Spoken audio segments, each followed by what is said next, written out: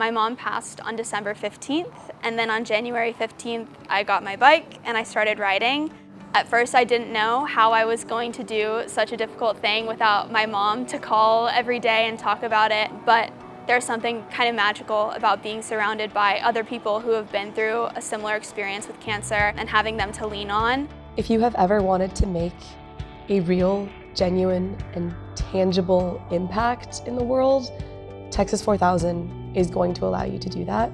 Even if you think you don't know anyone who's been impacted by cancer, the odds are that someone in your circle has been impacted by cancer, and this is an incredible opportunity to really help them and to tell them that you're in their corner and they are not alone. Every summer, students from the University of Texas bike 4,000 miles from Austin to Alaska to honor those battling cancer. Texas 4000 is an investment. It takes a lot of time, it takes a lot of energy. It's not something that's easy. Every Saturday morning, we pull up to the CPE parking lot at 7 a.m. and there's people there playing music, and we've got snacks out. People are pumping up tires, looking over mechanical issues, getting in their groups for their rides and just going over the route we do. And those rides could take anywhere from 2 hours if everything went super smoothly and we were only doing like 20 miles, or they could take 10 hours if we were doing our 100-mile century test in May. During the weekdays, we have a certain number of rides that we'll have to go on, whether it's go out and bike 2 hours this week, or in the spring it'll be like go out and bike 1,000 miles by this certain date. I know, it's a lot. We log like 2,000 training miles. Every meeting in Texas 4000, as well as every ride, we do something called ride deads. We usually stand in a circle, kind of hug each other, hold each other close. We dedicate our ride for that day to a person that we are riding for. So I ride primarily for my Aunt Mary, who passed away from breast cancer when I was a freshman in high school. I primarily ride for my Uncle Steve, who passed from brain cancer back in 2013, and my grandfather, who passed from Hodgkin's lymphoma when I was a sophomore in high school.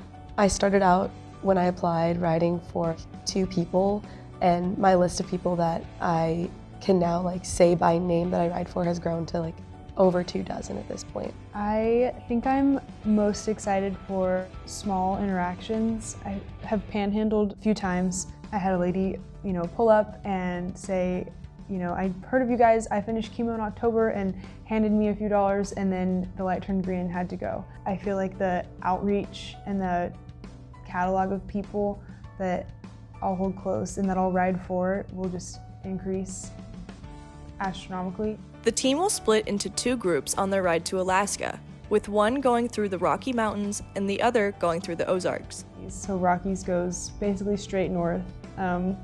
Ozarks cuts east, and then their catchphrase is that they bike the wrong way to Alaska. They go through something called the Cancer Belt. It's just a historically underserved area in the south. There's a ton of industry there that just heightens exposures to carcinogens. Part of our requirements is fundraising, and before the summer ride we have to fundraise $4,500 each, which loosely will translate to $1 per mile that we ride over the summer. It's kind of a super fun thing we all get to do together, but at the end of the day, the money will go towards cancer research and support services. I truly cannot imagine a better way to spend your time and to spend your energy than by fighting for a cause that really, really matters.